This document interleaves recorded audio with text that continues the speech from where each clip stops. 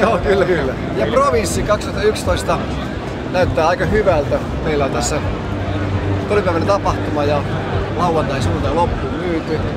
Kerrotkin varmaan auttamaan tässä.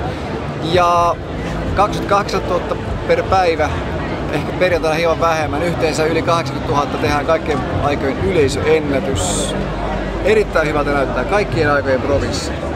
Ja varovainen arvio on, että tämä tulee jättämään asiakkaiden myötä pelkästään semmoinen 7 miljoonaa euroa tälle alueelle. Plus ne summat, mitä Selmu ja Provinssi maksaa vielä siihen päälle oman budjettinsa kautta ja tapahtuman budjettin kautta.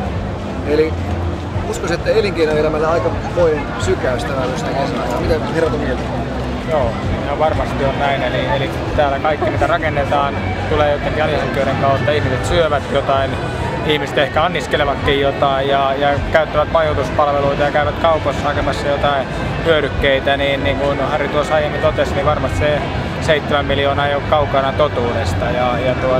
Se imago, mitä Seinäjoki näistä tapahtumista, mitä täällä tänäkin kesänä on, niin saa, niin sitä ei voi rahalla ostaa. Että päinvastoin, että kun suusta suuhun menee tietoa, että Seinäjoki on ollut tapahtumien kaupunki, leppoisten ja mukavien ihmisten tapahtumien paikkakunta, niin väittäisin, että sitä rahaa, mitä saman asian markkinointiin tarvittaisiin, niin ei kyllä löytyisi minkään kaupungin budjetista. Että kyllä tämä sillä lailla niin kuin paikkansa puoltaa ja niin kuin nyt täällä nähdään, niin täällä on kiva olla.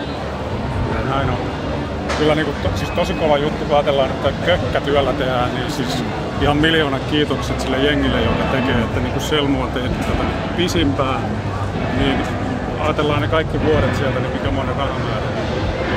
Justiin tää tunnettuus, että ei tätä niin kuin, millään muulla ei niin tee. Tää on nyt käsittämättä hienoa. Ja varsinkin tänä vuonna.